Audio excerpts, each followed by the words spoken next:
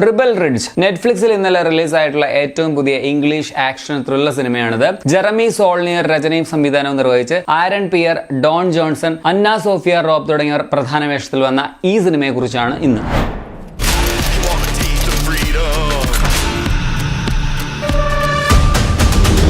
നമ്മുടെ കഥാനായകൻ Terry Richmond ഒരു ചെറിയ ടൗണിൽ വന്നതാണ്. ഒരു സൈക്കിളിലെ റോഡിലൂടെ പുള്ളി പൊയ്ക്കൊണ്ടിരിക്കുമ്പോൾ ഒരു പോലീസ് പാട്രോൾ വണ്ടി വന്ന് അവനെ തട്ടി താഴെയിടുന്നു. പുള്ളി ഇങ്ങനെ ഇയർഫോണിൽ പാട്ടൊക്കെ വെച്ചുകൊണ്ട് പോവുകയായിരുന്നതുകൊണ്ട് പോലീസ് പുറകിൽ വന്നത് അവൻ അറിഞ്ഞില്ല. പോലീസ് അയാളെ കയ്യാമം വെക്കുകയും ബാഗ് പരിശോധിക്കുകയും ചെയ്യുമ്പോൾ അതിൽ $36,000 പണം കാണുകയും ചെയ്യുന്നു. ഇത് എവിടുന്ന് കിട്ടി, എന്തിനാണ് ഇയാൾ ഈ പണവുമായിട്ട് പോകുന്നത്? ടെറിയുടെ ഭാഗത്തെ ന്യായങ്ങളൊക്കെ കേട്ടെങ്കിലും പോലീസ് പണം എടുക്കുന്നു. തുടർന്ന് നടക്കുന്ന സംഭവങ്ങളാണ് ഈ സിനിമ പറയുന്നത്. ഒട്ടും മുഷിപ്പിക്കാതെ എൻഗേജിംഗ് ആയിട്ട് ഗ്രിപ്പിംഗ് ആയിട്ട് പോകുന്ന ഒരു ആക്ഷൻ ത്രില്ലർ സിനിമയാണിത്. ഈ ആക്ഷൻ എന്ന് പറയുമ്പോഴത്തേക്കിനും അങ്ങനെ തീപ്പൊരി അടിരംഗങ്ങളൊന്നും പടത്തില്ല കേട്ടോ, അതൊന്നും പ്രതീക്ഷിക്കരുത്. എന്നാൽ കുറെ നല്ല വെടിവെപ്പ് രംഗങ്ങൾ, അതുപോലെ ചേസിംഗ്, ടെൻഷൻ ബിൽഡപ്പ് രംഗങ്ങൾ ഒക്കെ പടത്തിലുണ്ട് താനും. എന്നാൽ ഇവയെല്ലാം ഓവർ ദ ടോപ്പ് ആകാതെ കൃത്യമായ മീറ്ററിലാണ് അവതരിപ്പിച്ചിട്ടുള്ളത്. ചിത്രത്തിൽ നായകൻ ടെറി ആയിട്ട് വന്ന ആരൺ പിയർ സൂപ്പറായിരുന്നു. പടത്തിന്റെ ആ ഒരു ടെൻഷൻ ബിൽഡിംഗ് സംഭവങ്ങൾ ഫുള്ള് ക്യാരി ചെയ്യുന്നത് ഈ ഒരു കഥാപാത്രമാണ്. അത് പുള്ളി നല്ല ഗംഭീരമായിട്ട് തന്നെ അവതരിപ്പിച്ചു വെച്ചിട്ടുണ്ട്. നായിക എന്ന് പറയാൻ പറ്റില്ല, ഒരു സപ്പോർട്ടിംഗ് ക്യാരക്ടറായിട്ട് വരുന്ന സമ്മർ എന്ന കഥാപാത്രമായിട്ട് വരുന്ന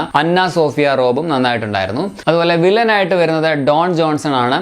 പെർഫോമൻസ് മികച്ചതാണ്, പക്ഷെ ക്യാരക്ടർ കുറച്ചുകൂടി നന്നായിട്ട് എഴുതണമായിരുന്നു എന്ന് എനിക്ക് തോന്നി. ജെസിക്ക എന്നൊരു പോലീസ് ഓഫീസറായിട്ട് വന്ന ജാനെ ജായും കിടിലൻ പെർഫോമൻസ് ആയിരുന്നു. ബാക്കി താരങ്ങളെല്ലാം നൈസ് പ്രകടനം തന്നെയായിട്ടാണ് എനിക്ക് തോന്നിയത്. ടെക്നിക്കലി നൈസ് ആയിട്ടുള്ള ഒരു സിനിമ കൂടിയാണിത്. പടത്തിന്റെ camera, location, sound design, background score എല്ലാം കിടുവായിരുന്നു. മൊത്തത്തിൽ എനിക്ക് ഈ പടം ഒരു ഡീസന്റ് ത്രില്ലർ ആയിട്ടാണ് തോന്നിയത്.